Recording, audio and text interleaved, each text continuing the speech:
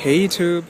At long last, I have found a 2012 Toyota Camry with only 7 miles on it. So, I think this is the basic model. Doesn't even show the trim in the back. Hey John. Rear end looks quite similar to the older Camry you can see up above. Like it's missing part of the taillight. And when you look at it through the side, those who are not car literate will still see a 2007 Camry, believe it or not. See? 2012, 2011. So yeah, not much of a difference. So let's do a tour of this one. I've been waiting forever for a Camry to come in. You can see the interior, obviously cloth seats. And I've already seen this interior at an auto show, and I was quite impressed overall. Still saw something that could snap off quite easily, but definitely a huge step up. Let's start it up. Car still smells brand new. 7 miles, obviously. 8 miles, duh.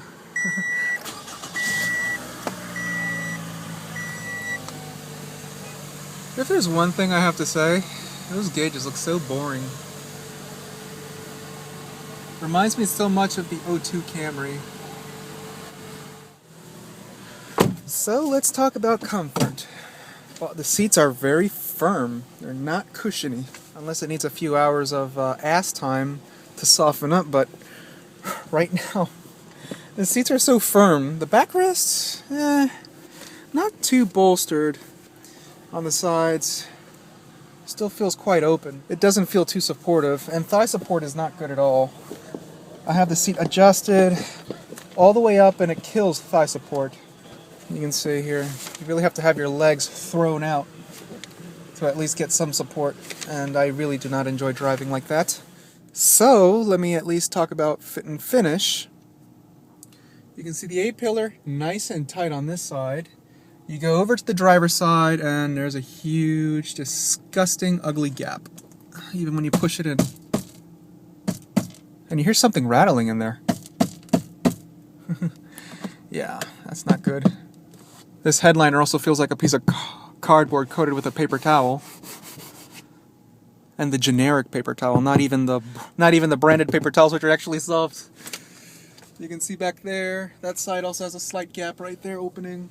This side is somewhat tight. But anyways, let's talk about interior quality, which is the most important thing. This dashboard seems to be a simulated leather, but it's really a vinyl. You can see exposed stitching. Much nicer than the older dashboard. But it seems quite hollow. But you can see how you could just punch right in. This side is much better though. Much more firm. Airbag also nicely padded on top. Glove box. Fairly large, and you have access to the cabin air filter. TPMS reset. Slight sharp edge on the lid over here.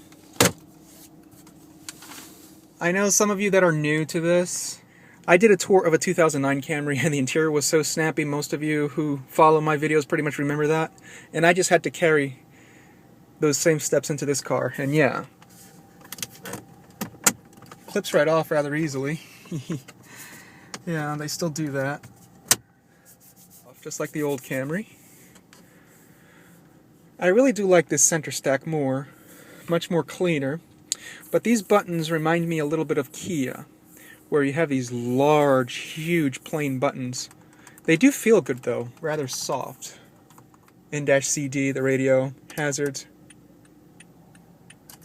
Climate control. I do like this climate control better though. Little storage area, you have your aux jack, power outlet down below. And you can still remove these little pieces here, like in the old Camry. Still comes right off. Right into your hand. There you go. You'll see here on the other side. It comes right off effortlessly.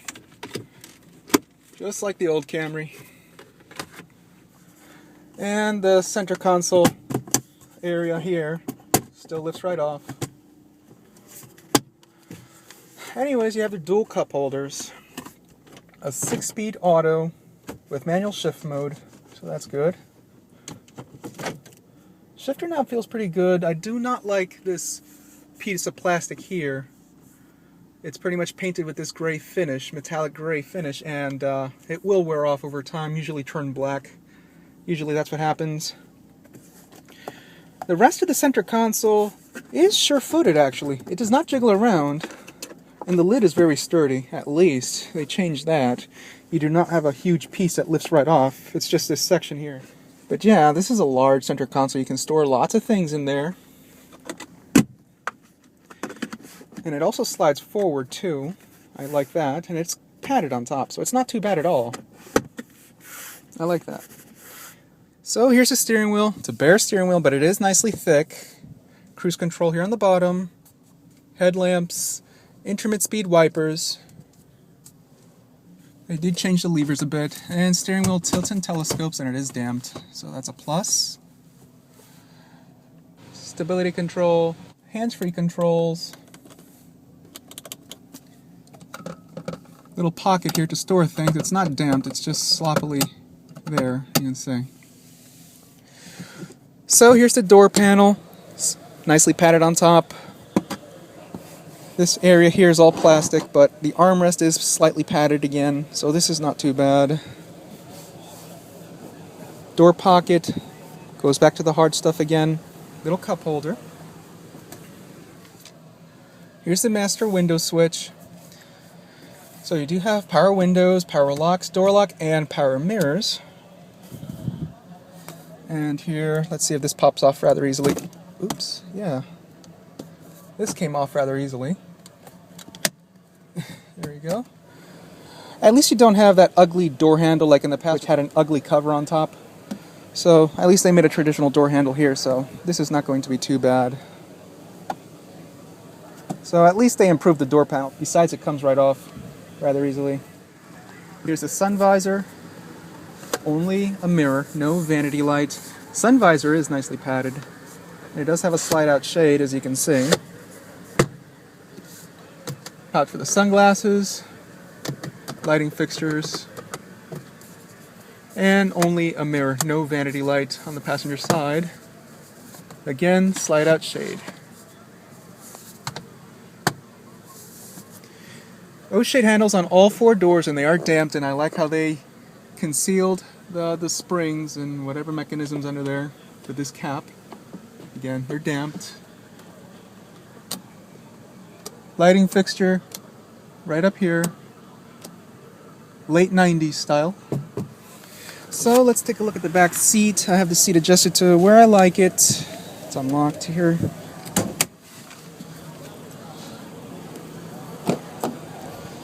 And back seat is about average size. It's not too bad, just adequate. You do not have rear AC, just have this pocket there. The seat is not too high up. Let me see. Oh, thigh support is just awful. My leg is right up in the air here. As you can see. Not too nice.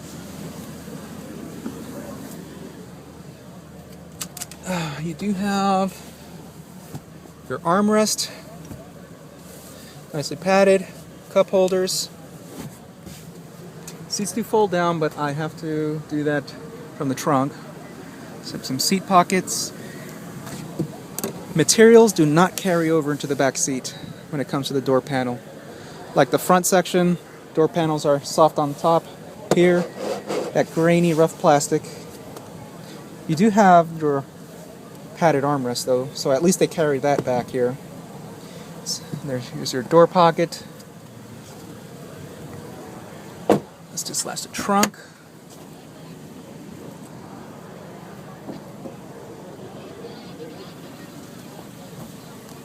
(60/40) split seating, and the trunk is enormous. Actually, this is where you dislodge the seats when you want to fold them down. They put them right in the center instead of the sides. Should have its spare tire. You can see its jack and tools. There you go, you have your spare.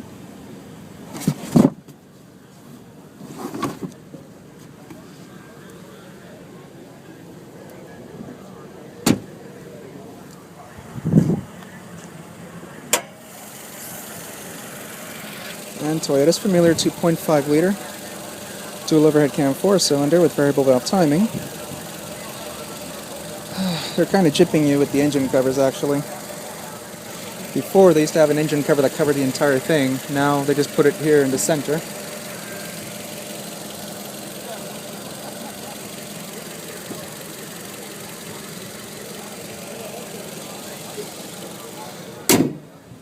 Projector lamps. Still a rather boring car to look at. These are 16-inch wheels, and you do have rear disc brakes. You can make out the disc in there. But yeah, I consider this more of a slight refresh on the outside and pretty much an overhaul in the interior. Pretty much the interior is the biggest update. Not that big of a deal when it comes to exterior styling. 0-20 motor oil, that's like nothing. 35 mpgs on the highway, that's excellent. Though it's not going to be class leading anymore, obviously you know why. This is the classic silver metallic paint finish. But you can see, it's still a rather boring car to look at. I know this is a base model, and it's not an XLE trim, but it's still meh to look at. You compare it to the Camry back there. Not that much more exciting.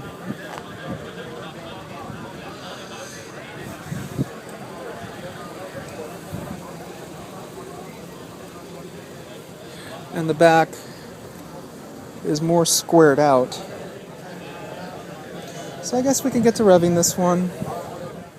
I do like how there's a gauge there to give you instant MPGs. I do like that. I think most cars should have that.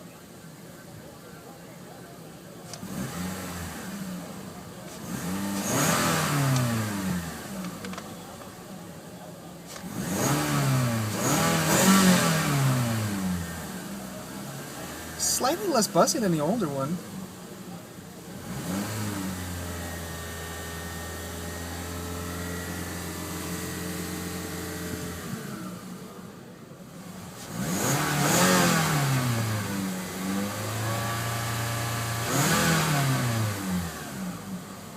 Let me close the door.